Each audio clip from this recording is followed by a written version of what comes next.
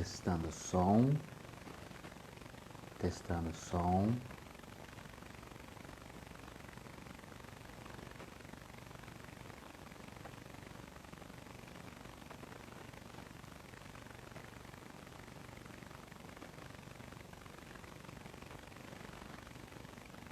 Testando som.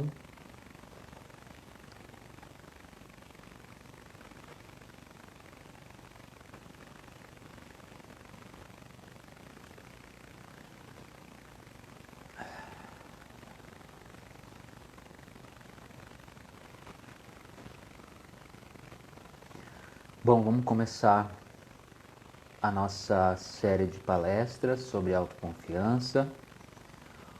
Hoje vamos falar dos principais obstáculos para a autoconfiança definitiva, a autoconfiança intrínseca. Boa noite. Vamos iniciar mais uma live, mais uma palestra sobre autoconfiança, nossa série de palestras, o DNA da autoconfiança. E hoje vamos falar sobre os principais obstáculos para a autoconfiança definitiva, a autoconfiança autêntica, intrínseca, fidedigna, a verdadeira e real e única autoconfiança. Na semana passada eu falei sobre o que não é autoconfiança, né? Personalidade forte, a gente explicou vários aspectos lá que as pessoas tentam usar como uma roupagem para transparecer para as outras pessoas que são confiantes, mas é bem o contrário, né? Então hoje a gente vai falar sobre os principais obstáculos, né? Quais são esses obstáculos que me impedem de realmente ser autoconfiante de forma fidedigna e definitiva, né? Para o resto do meu viver. Na semana que vem eu quero falar sobre autoconfiança e dinheiro. Bem-vindo Lucas Barros, bem-vindo Sheila. Bem-vindo, Nani.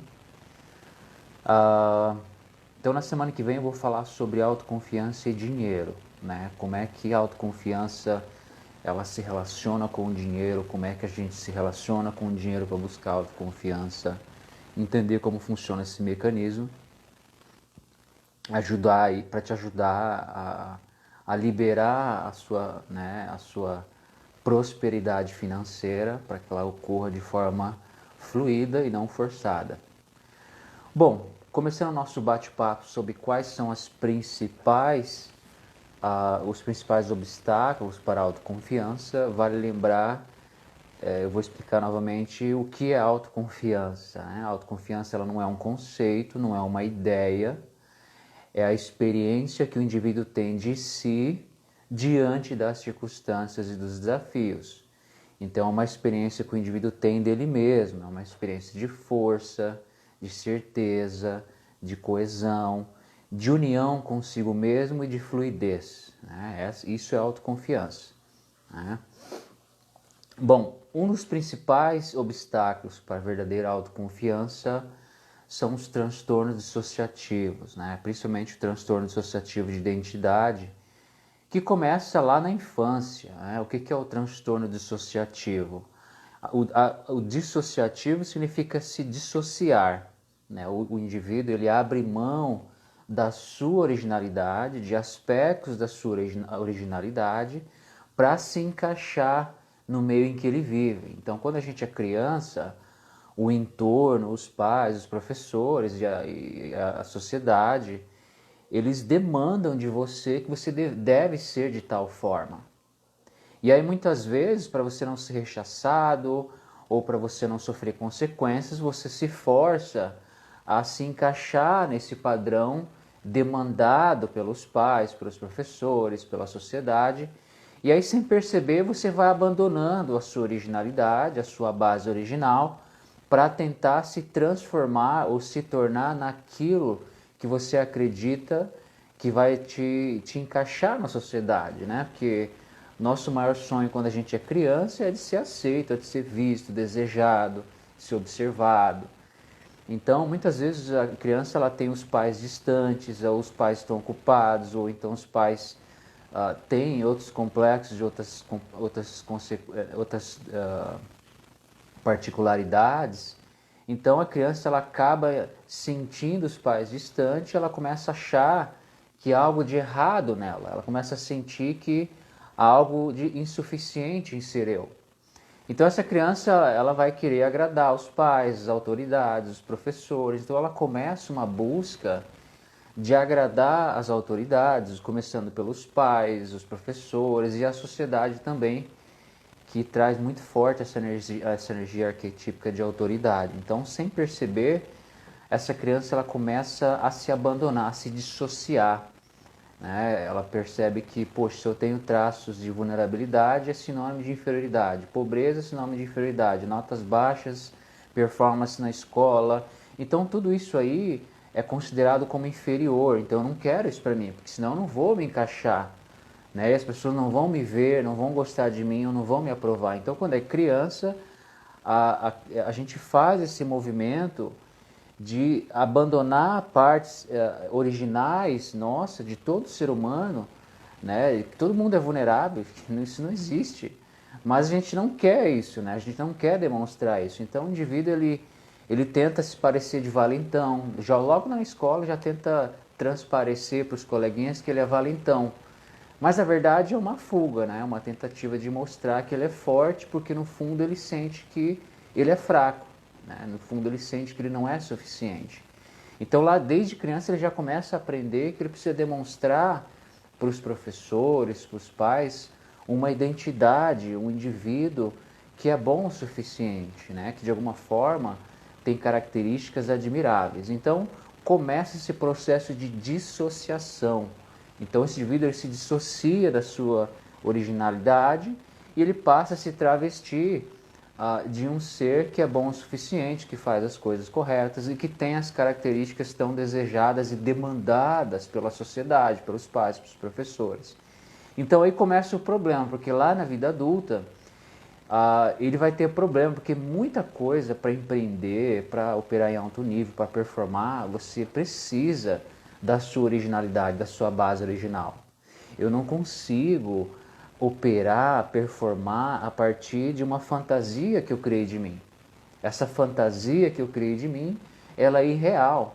Né? Não tem como isso te dar uma sustentação onde você realmente vai desprender de uma força intrínseca, de uma autoconfiança intrínseca. Então, o transtorno dissociativo de identidade começa lá na infância. E muitas vezes as pessoas me perguntam, Anderson, mas eu não tive vivências difíceis, minha vivência foi uma maravilha, meus pais sempre me amaram. Aí que tá, né? Então para o indivíduo se dissociar de si e tentar apresentar para os coleguinhas e para a sociedade, os professores, um ser bom o suficiente, não é só vivências difíceis que faz ele sentir que ele é menos, que ele não é amado o suficiente, que faz com que ele tente criar esse personagem forte, que não tem características vulneráveis, etc. Muitas vezes a criança ela faz tudo bonitinho, faz lição e nossa, é um orgulho para todo mundo. Então ela percebe que quando ela senta na frente, ela faz toda a lição bonitinha, letra bonita, tudo aquilo que os professores e as autoridades demandam dela, ela ganha reconhecimento. Então ela começa a entender que se ela fizer tudo bonitinho, ela vai ser alguém, ela vai ser vista e desejada. Ou seja, o amor que ela está entendendo que está recebendo está dependendo da performance dela. Se ela faz tudo bonitinho, se ela é comportada. Só que o grande problema é que a criança ela não percebe que agora ela vai ficar escrava desse padrão. Agora essa criança vai virar escrava desse padrão e que o dia que ela não conseguir performar e fazer tudo bonitinho e ser perfeita, ela vai se sentir que não tem valor, ela vai cair. Ela vai cair para um estado de impotência. Então, muitas vezes, as vivências perfeitas, que, nossa, meus pais sempre me amaram, sentei na frente, fiz ação tudo bonitinho, e as pessoas me admiravam por isso. Então, ela entendeu que ela só é amada, só é desejada, se ela fizer tudo perfeito e correto. Então, sem perceber, ela abriu mão dela para tentar ser esse personagem que eu entendi que se eu for essa pessoa, eu vou ser amado, vou ser desejado, vou ser visto. E aí essa vivência perfeita, que ela acredita, poxa, eu tive uma vivência, uma infância maravilhosa, eu não acredito que eu tenho dissociação. Claro que você se dissociou, né? Porque você entendeu que seu alto valor está condicionado à sua performance na escola, o que você faz, seu comportamento. E na verdade não é nada disso, né? Para uma criança não dissociar, quando a gente começa ali por volta dos 2, 3 anos de idade, a gente começa a entender que eu sou um indivíduo, eu existo, né? Qual é o que vai dar segurança para essa criança? De identidade, né? Para ela não se dissociar. A criança, a primeira coisa que ela vai tentar é se fundir com os pais. Ela precisa se sentir fundida com os pais, sentir um com os pais. E por mais que ela faça coisas, ela não consegue performar, ou ela erre, ou ela faça arte, os pais vão corrigir sim, porque isso é necessário, a criança precisa ter limites, mas os pais vão sempre deixar claro que independente do que essa criança faça, ela ser ela já é o suficiente para ela ser amada, né? Então a criança vai entender que esse divórcio, essa separação com os pais, ela não existe. Eu apanhei porque eu fiz coisas, eu fui castigado, mas de maneira nenhuma meus pais deixaram claro que eles deixaram de me amar porque eu fiz ou deixei de fazer. Então ele vai sentir essa fusão com os pais que é incondicional. Os pais vão sim chamar atenção, vão impor limites, mas a referência dessa criança, ela vai estar segura, a referência de identidade vai estar segura, porque os pais, ela sente que os pais realmente o desejam por quem ele é, ou por quem essa menina ou menino é, e não por aquilo que ele faz ou deixa de fazer, né? Então, se ele faz algo errado, ele precisa entender das consequências. E se ele faz algo certo, ele precisa sim ser elogiado, mas tem que ficar claro que não é isso que o torna amável.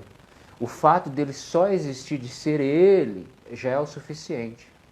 Então a criança começa lá pelos 15 anos de idade, 14, 15 anos de idade, que começa essa difusão aonde ele deixa de existir, de ser um com os pais, para ter identidade própria, para essa identidade ter valor na própria existência, e não se ele fez algo ou não fez, ou se ele performou na escola, ou se não performou.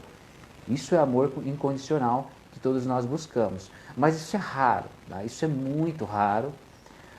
Nós vemos, a maioria dos nossos pais tiveram vários problemas e não é assim, né? Então, muito raro o indivíduo que consegue ter os pais que têm essa clareza, né, de se fundir com os filhos, de corrigi-los, de deixar o filho experienciar a vida, estar aí por eles e deixar claro no toque de que você é amável, você é desejável, independente do que você faça.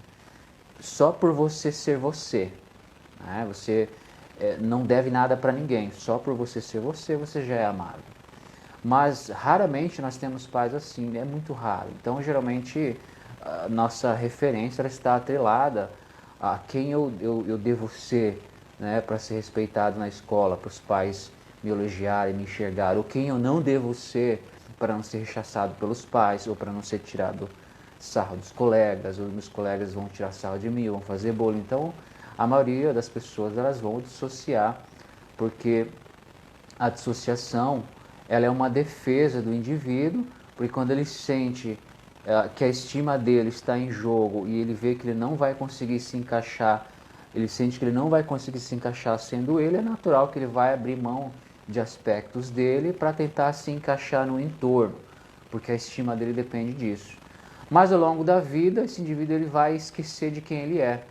Então ele vai usar essa roupagem desse eu que a sociedade está demandando dele, que os pais estão demandando dele, que os professores demandam dele. Então ele vai se encaixar nesse eu e ele vai exilar o eu original dele, ou partes, e vai viver só parcialmente dentro da sua originalidade. A outra parte ele vai precisar colocar um corpo estranho, que é esse eu fabricado, que é esse eu que não é real, é o eu idealizado.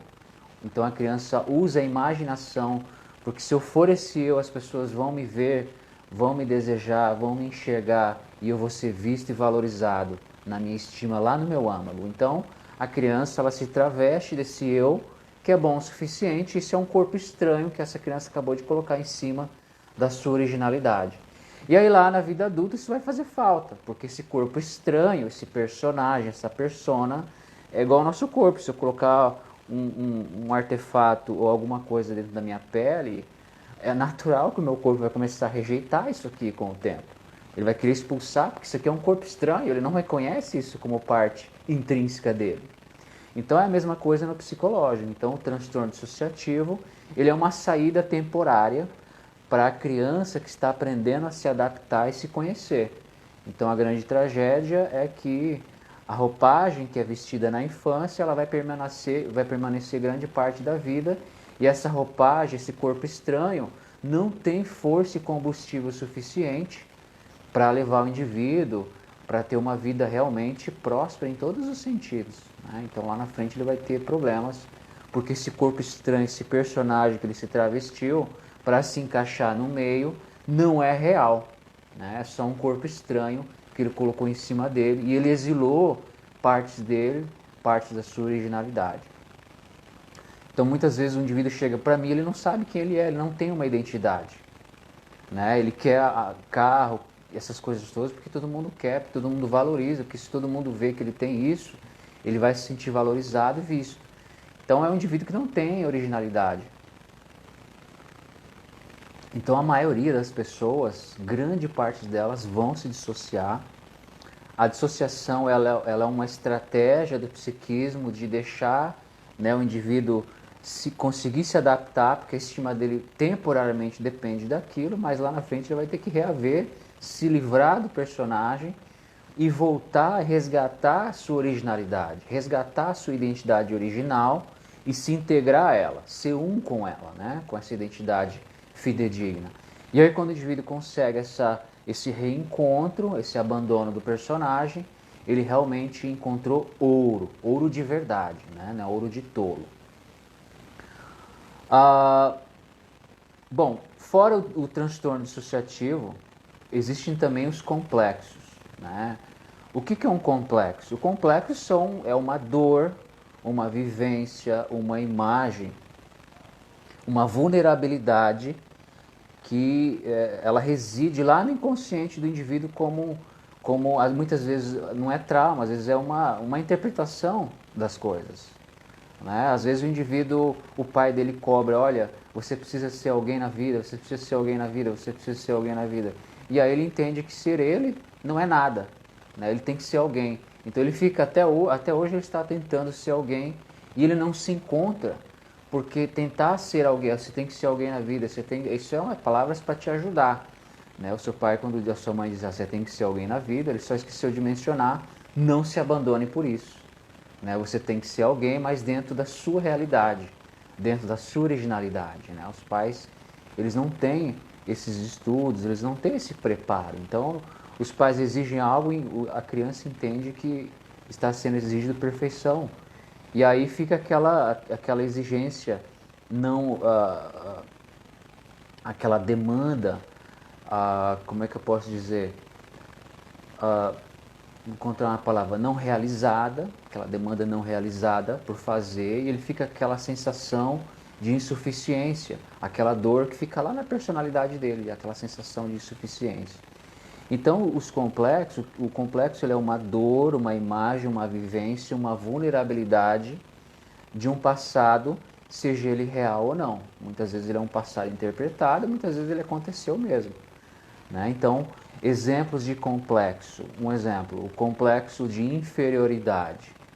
O complexo de inferioridade é uma dor na personalidade do indivíduo, no inconsciente, lá no âmago dele, que é uma sensação de insuficiência que não dorme. Então esse indivíduo, lá no núcleo dele, ele sente essa sensação de insuficiência e aí ele vai buscar subterfúgios, ele vai buscar dinheiro, ele vai buscar títulos, ele vai buscar relacionamento, reconhecimento, corpo perfeito. É uma busca incessante para tentar fazer com que essa dor da personalidade no núcleo do âmago desse indivíduo ela cesse. Ele realmente, no final, ele se sinta o suficiente para si e aí sim ele vai conseguir ser feliz. Mas isso não é assim que funciona. Imagine os nossos complexos como um espinho. Eu tenho um espinho no meu braço e esse espinho, toda vez que alguém toca, né, e bate nesse espinho, ele vai doer porque ele está no meu braço, está alojado no meu braço. Então, o espinho no meu braço, metaforicamente, é o complexo, é a dor. Aí o que acontece? Toda vez que toca esse espinho, ele vai doer. Então o que o indivíduo começa a entender? Bom, é melhor eu criar mecanismos para ninguém tocar nisso aqui. Então ele começa a criar aparatos e buscar subterfúgios para que esse espinho não seja tocado. E aí de repente ele percebe que para dormir ele vai ter que arrumar alguma coisa que aquele espinho não bata na cama em algum lugar e não vá doer. E aí daqui a pouco esse indivíduo conhece alguém, só que toda vez que essa pessoa ele vai abraçar, essa pessoa toca no espinho dele, ele volta a doer. Ou seja, então ele vai ter que criar mais artefatos, mais aparatos. Essa dor, esse espinho, literalmente vai começar a governar o indivíduo e todo o entorno dele. Ele vai criar todo um castelo em volta para proteger esse espinho para ele não ser tocado. E esse castelo, essa coisa toda que esse indivíduo constrói, você pode colocar dinheiro, títulos, relacionamento, reconhecimento, corpo perfeito. Então ele vai em busca desses artefatos, desse subterfúgio, dessa fuga, para que esse espinho, né, não seja tocado. E toda vez que esses subterfúgios, o dinheiro, o relacionamento, o reconhecimento, o corpo perfeito, toda vez que isso aí falha em proteger esse indivíduo, essa dor fica latente. Então, quando ele é ameaçado a ser arrancado o dinheiro dele, o relacionamento é ameaçado a terminar. Então, esse espinho ele vai ser tocado. Então, você percebe que o complexo, ele controla toda a vida do indivíduo. Toda a vida do indivíduo. Então, o complexo de inferioridade, que é essa experiência de insuficiência que o indivíduo traz lá no âmago do seu ser, a gente não está falando de crenças limitantes, de pensar, não é nesse nível. Eu estou falando num nível, no âmago da identidade do indivíduo. Né? Então essa sensação de insuficiência é um complexo de inferioridade, é uma ferida que ele vai ter que, né, constrói um personagem, mostra uma pessoa que ele não vai atrás de dinheiro, a ferro e fogo, títulos, relacionamentos.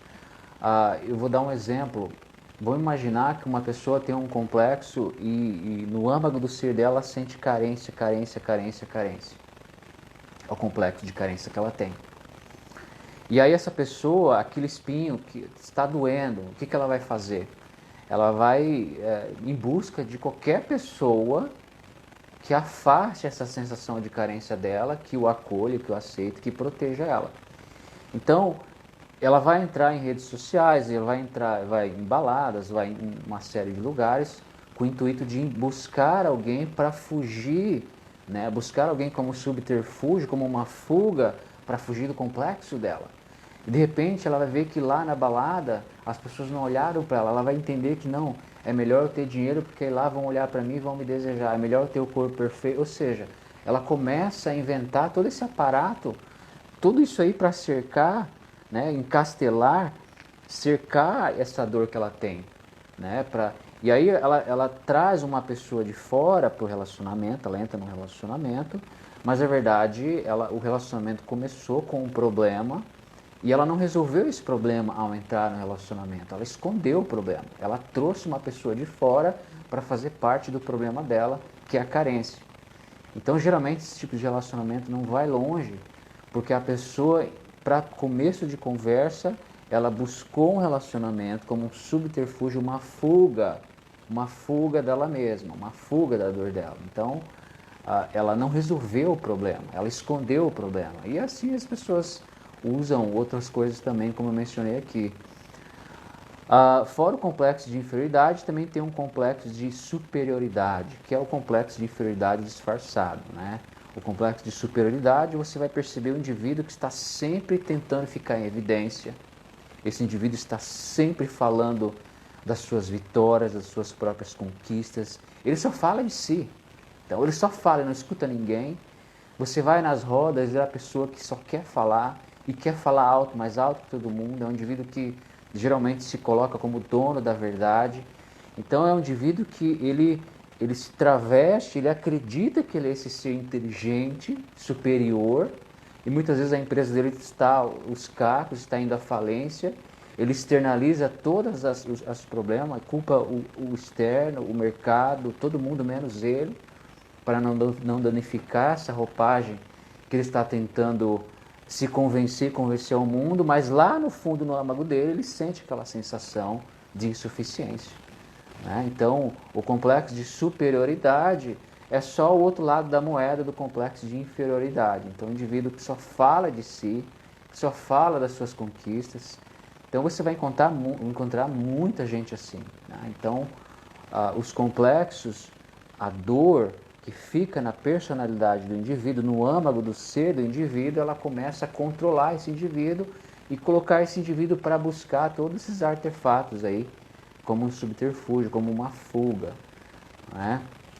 A gente também tem o complexo do impostor, né? Que é o indivíduo que ele sente que não é bom o suficiente, pode ser uma mulher que ela sente que não é boa o suficiente, mas a gente não externa essas coisas para ninguém. Né? A gente externa, isso é muito íntimo, é lá no intrínseco do indivíduo, lá no núcleo dele. Então, essa sensação de não ser bom o suficiente faz com que o indivíduo sinta que ele tem que voar abaixo do radar. Ele não pode pegar um cargo que realmente ele tenha que falar em público, que ele tenha que se expor, que ele tenha que demonstrar conhecimento. Qualquer situação que faça com que esse indivíduo precise sair de si e aparecer, ele vai enfrentar medo, tensão, ele vai se sabotar. Então, ele vai encontrar muitas maneiras de escapar dos holofortes, porque ele sente que no fundo ele é impostor. Né? Então, ele tem que voar abaixo do radar, porque se ele ficar em evidência, se ele tiver que assumir um cargo que todo mundo vai observá-lo, que ele vai ficar em evidência, aí começa o pesadelo dele. Né? Então, isso é um complexo do impostor. Então, também tem um complexo de autoridade, onde o indivíduo ele teve na sua infância alguém com uma energia de autoridade que o governou com mãos de ferro, né? Que realmente ele tinha medo dessa autoridade. E aí aqui na vida adulta o que acontece? Qualquer pessoa que ele sente que é mais inteligente do que ele, que é melhor o suficiente do que ele, que é mais esperto, que é mais bonito, que é mais aquilo, que é mais não sei o quê, que é mais confiante, e coloca esse indivíduo na parede, ele se sente diminuído, ele transfere para essa outra pessoa uma característica de autoridade sobre ele e ele fica pequeno.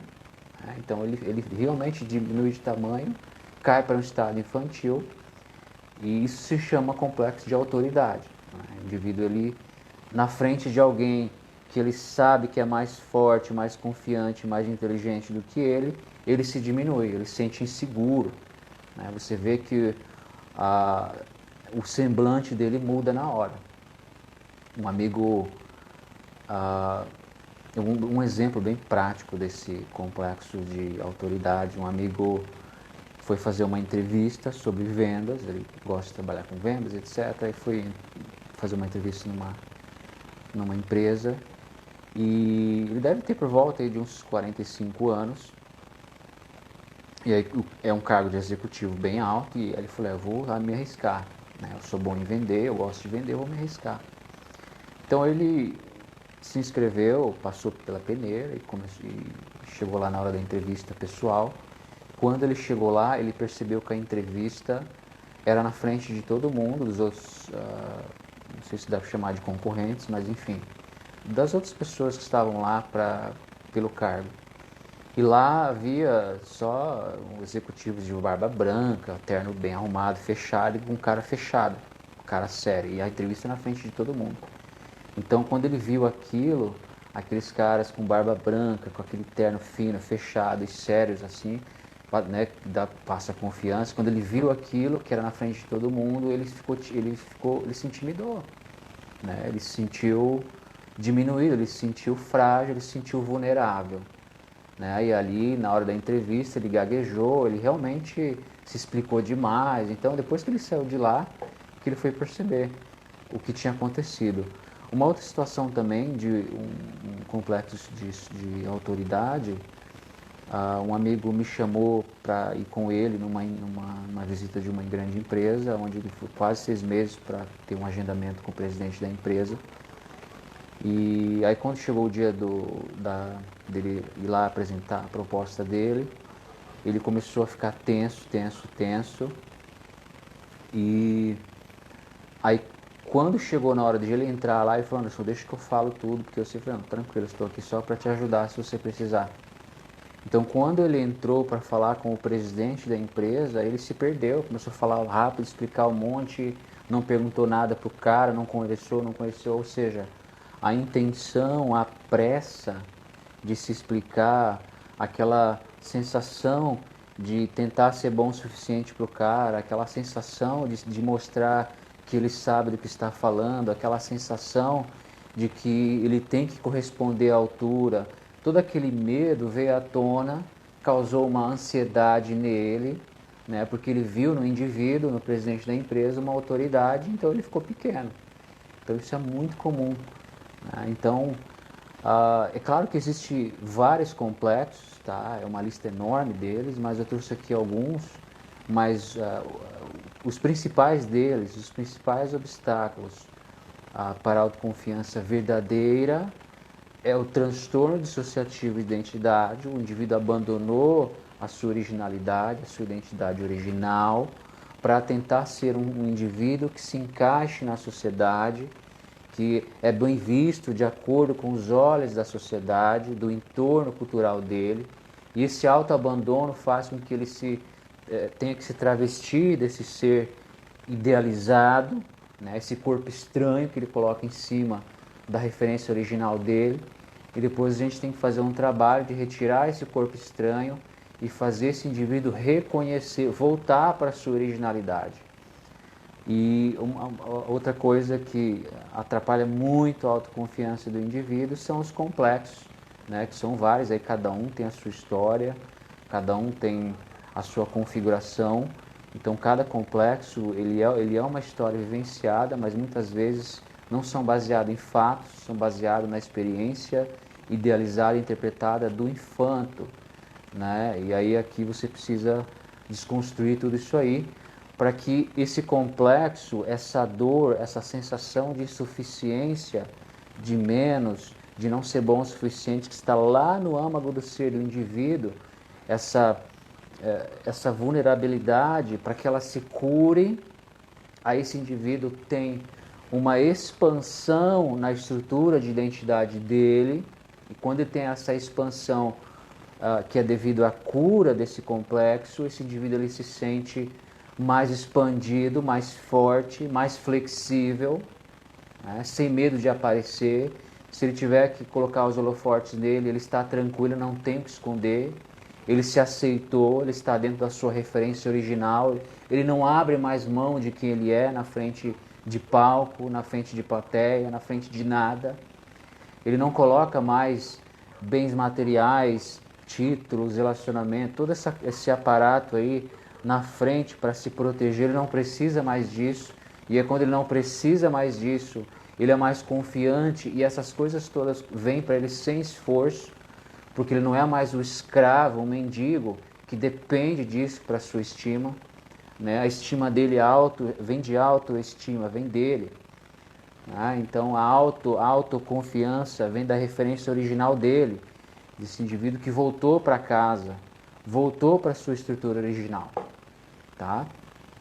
Então, esses foram alguns dos complexos, né, que eu trouxe aqui, existem outros, tá bom? E eu vou ficando por aqui com a minha fala, eu vou abrir para perguntas e respostas, tá bom? E quem quiser participar também pode participar, tá? E no mais é isso, tá bom? Vamos ver as perguntas.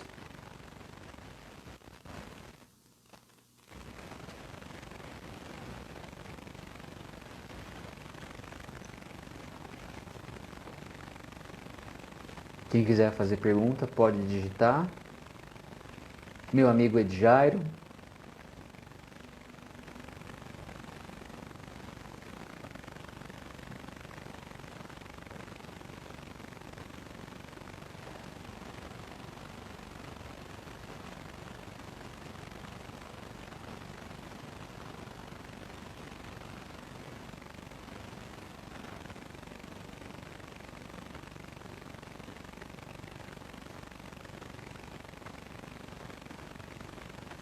Uma coisa que vale a pena mencionar é que quando o indivíduo ele é escravo dessa dor dele, né?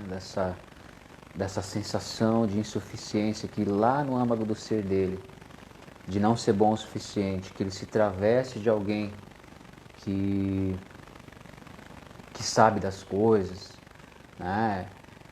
Que tem dinheiro, que tudo isso aí, essa busca por títulos e dinheiro, isso aí são apenas estímulos temporários, tá? Isso aí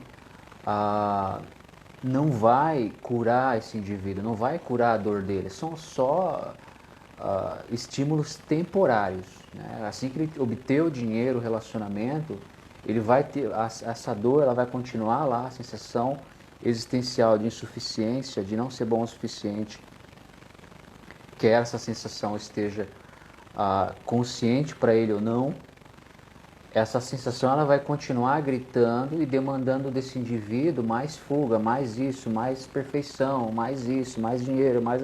E aí esse indivíduo vira escravo dessa dor, né? Ele vira escravo. A Sandra fez uma pergunta muito inteligente, muito bacana, né? Por que ficamos nervosos na presença de alguém que gostamos? Geralmente as pessoas que gostamos, muitas vezes a gente transfere para essa pessoa um status de autoridade sobre a gente, né? Se eu gosto dessa pessoa, ela gostar de mim é extremamente importante, porque a minha estima está em jogo. Então nós ficamos nervosos porque nós temos medo, né? Lá no fundo existe esse medo, essa sensação de insuficiência, e que se a pessoa não gostar de mim, essa dor ela vai ficar latente. Então quando ela fica latente, é uma dor, a gente chama isso de estados regressivos. Esse indivíduo ele cai para um estado de dor, de impotência, de insuficiência, que pode durar muitas vezes minutos, semanas, às vezes meses, horas, depende da situação. Mas o indivíduo, as pessoas ficam nervosas na presença de quem gostam, é porque a pessoa que ela gosta, ela transferiu um status de autoridade, né? Porque eu gosto dessa pessoa, ela ganha uma importância gigantesca para mim, e toda vez que a importância dela é demasiada, eu passo a ter medo de ter essa rejeição dessa pessoa, né? Então é por isso do nervosismo. Meu amigo Edson Luiz, meu irmão André, façam perguntas.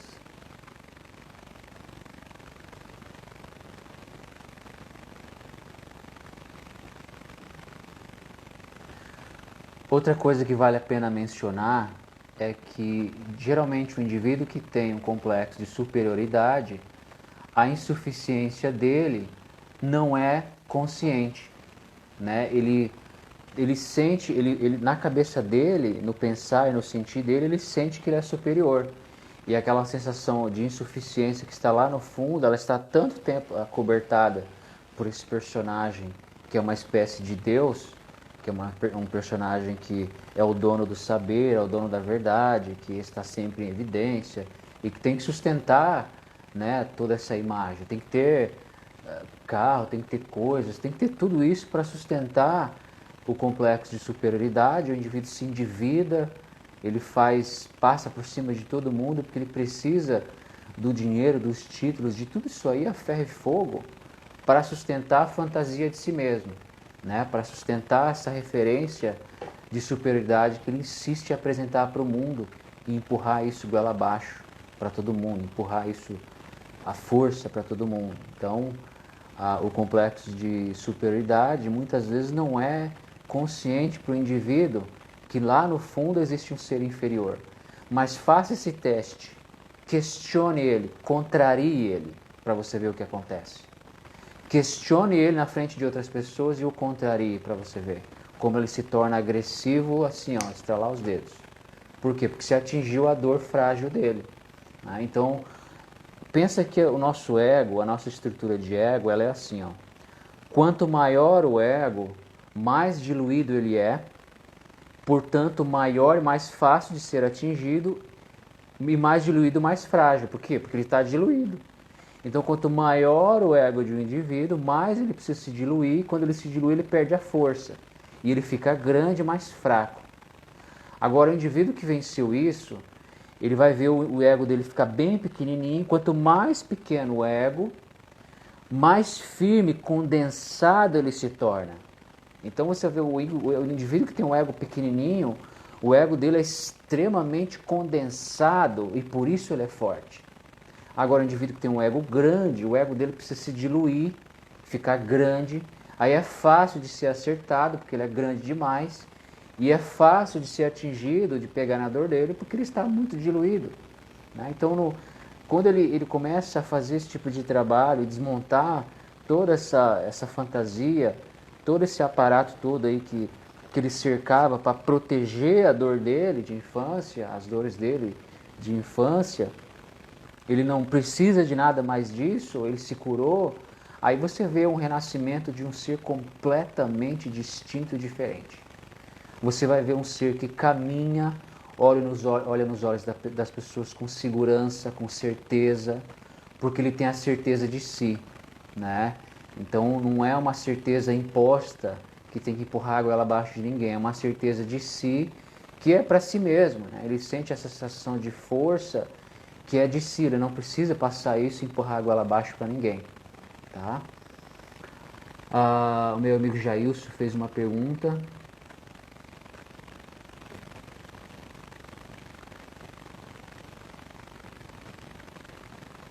Pode acontecer de lá na desconstrução o indivíduo se deparar com alguém que, apesar de autêntico, original, mas que ele não gosta e prefere viver o complexo ou a persona? É sim, tá? É possível sim. Deixa eu só dar uma olhada na sua pergunta com mais profundidade.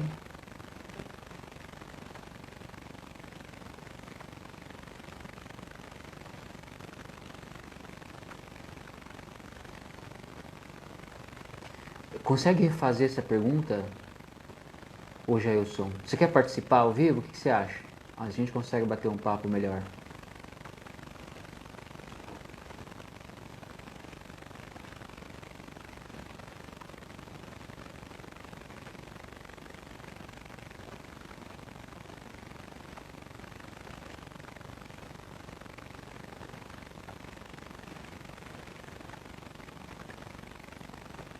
Ah, entendi, tá? Olha só.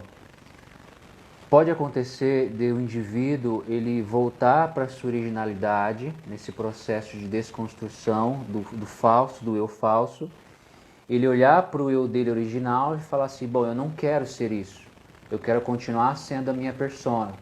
Que a minha persona ela me dá mais ganhos do que eu ser esse ser original. É uma pergunta muito boa, tá? Bom, o que acontece? Para resgatar a originalidade do indivíduo, automaticamente esse processo, ele vai haver um processo de cura, ele vai haver um processo de cura dos complexos. Então esse indivíduo, não vai olhar para o ser original dele com nojo, né? Então, ao trazer esse indivíduo de volta para a sua originalidade, no caminho de volta, nós curamos os complexos. Então, quando ele aterrissar na originalidade dele real, ele não vai olhar com nojo para o original dele. Muito pelo contrário.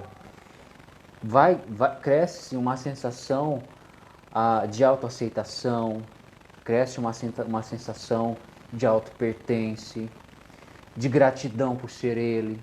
Então não há como o indivíduo olhar para o original dele e dizer assim, bom, eu não quero isso e eu quero continuar sendo um personagem, quero continuar tentando ser esse eu idealizado que eu acho que a sociedade vai me aprovar, vai me desejar e etc, e vai me reconhecer. Não, porque primeiro, que essa vivência da persona, ela é muito dificultosa de sustentar. E aí chega uma época na vida desse indivíduo que sustentar essas fantasias todas demanda uma energia grotesca e fica cada vez mais difícil reunir energia para apresentar esse personagem ao mundo. Então, no caminhar, quando você começa a trazer a referência original do indivíduo de volta para o seu lugar, no caminhar, nessa desconstrução, você desconstrói as dores, os complexos, a vulnerabilidade.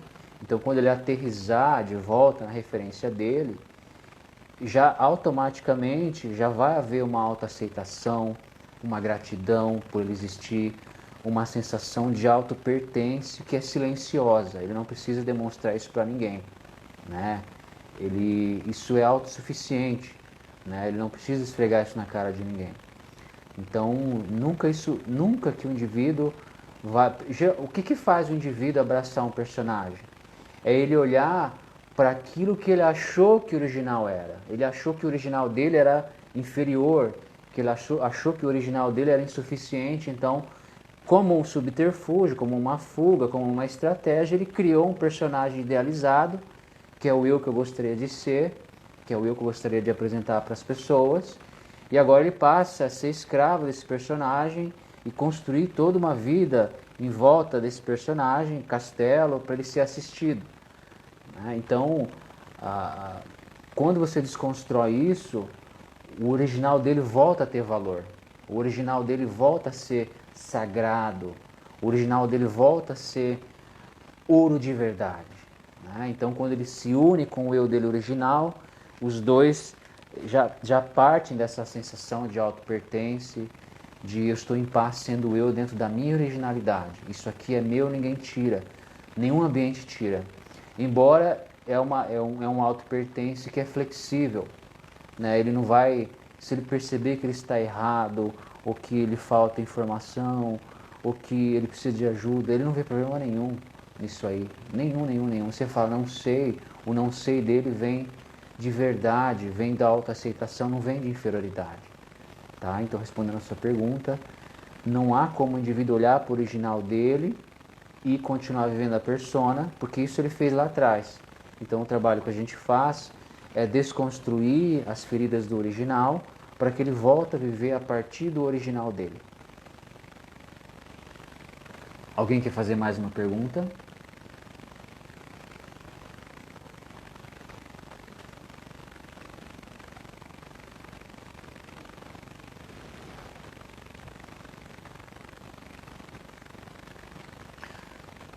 O que acontece quando o indivíduo ele volta para a sua originalidade, ele curou a sua vulnerabilidade, né? A vulnerabilidade que estava ali lá no centro do âmago dele, essa vulnerabilidade do eu dele, ele se curou disso, ele retornou para o eu autêntico, para o eu real.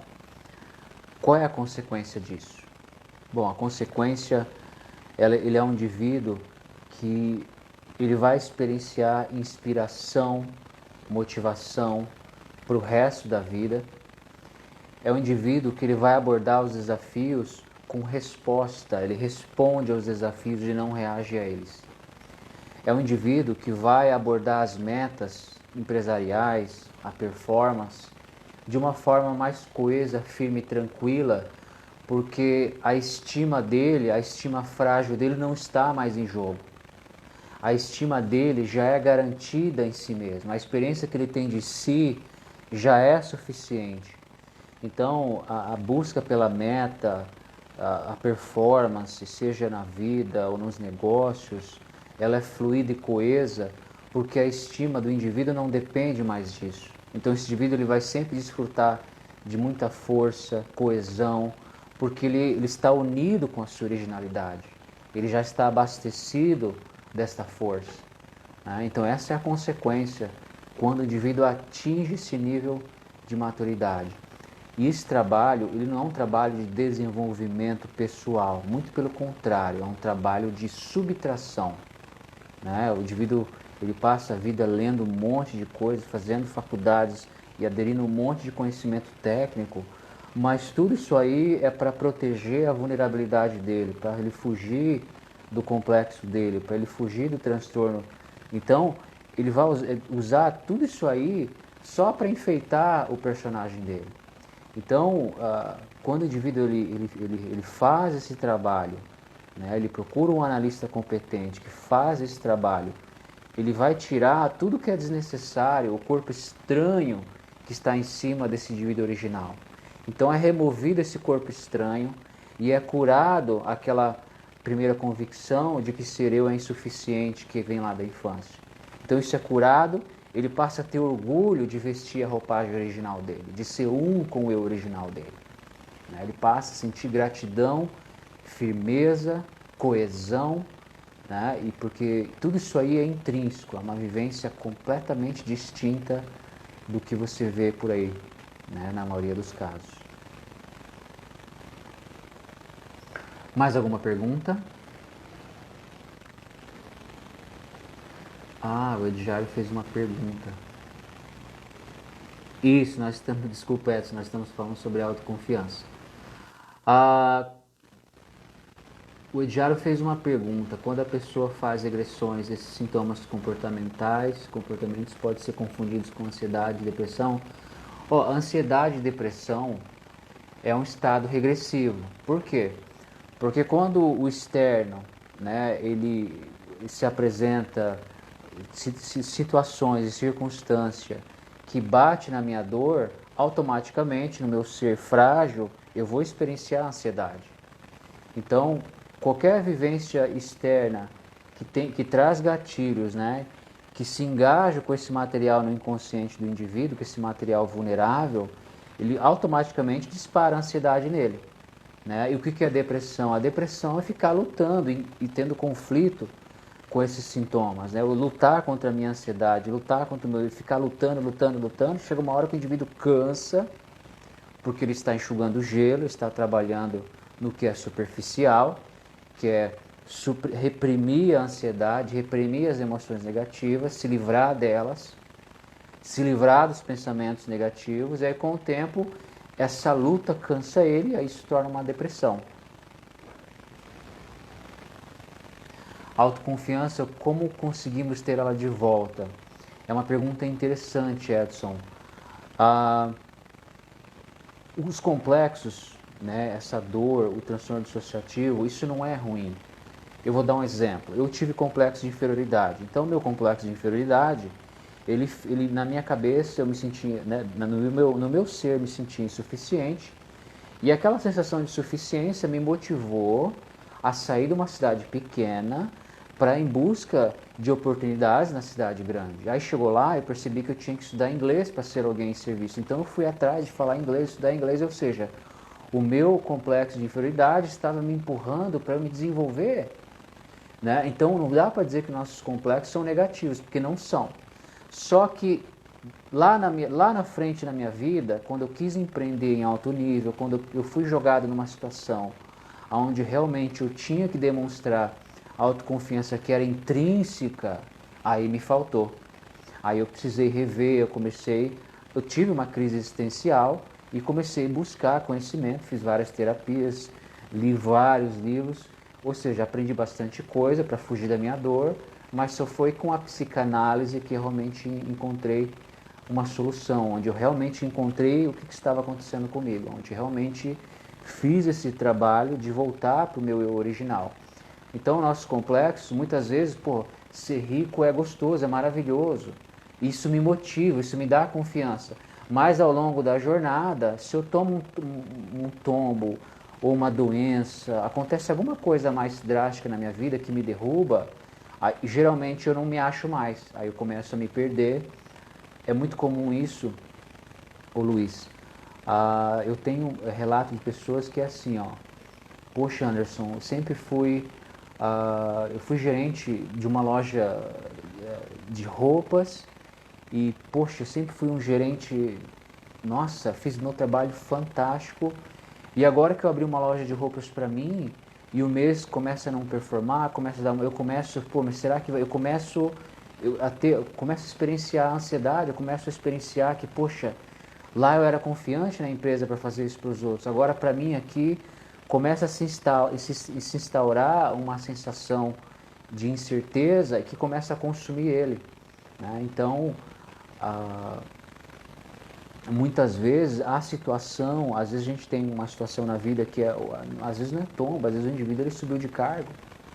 Né? O indivíduo é confiante, ele está ali num nível empresarial que ele é extremamente confiante. Quando joga esse cara para cima, que ele precisa ser líder de líderes, onde ele precisa performar mais alto, aí ele começa a perceber que lá o jogo mudou, que o jogo é outro, E toda aquela teoria, tudo que ele testava, todo aquele comportamento, aquele movimento que fez ele grande, que fez ele chegar até ali, no andar de cima não vai servir para muita coisa.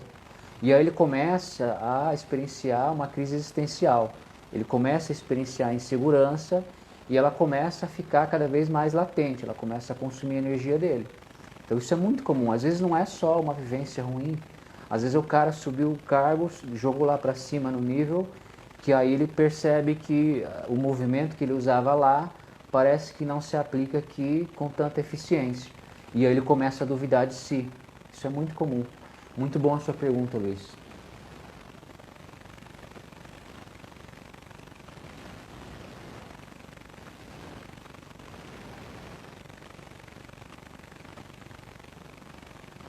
Muito obrigado, Maíse. A Maíse, ela foi uma cliente minha, hoje ela é uma amiga. Ela buscou muitas alternativas e foi aqui com a nossa clínica que ela realmente encontrou o eu real dela, né? Realmente ela encontrou a força dela, que ela estava cansada de buscar né, e fez outros tipos de trabalho, mas foi aqui com a gente, na nossa clínica, que ela encontrou a verdadeira base de si. Muito bacana a trajetória de conquista dela, né? De conquista pessoal, do conquistar o eu original. Isso é muito legal.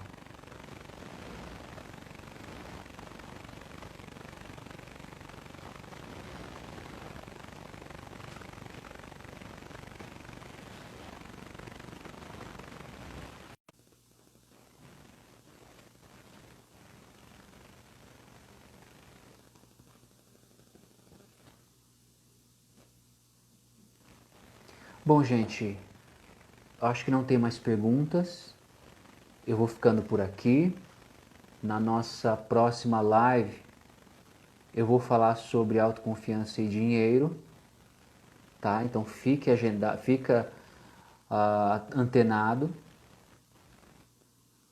tá? E a gente se fala na próxima terça-feira, tá bom? No mais é isso e um grande abraço.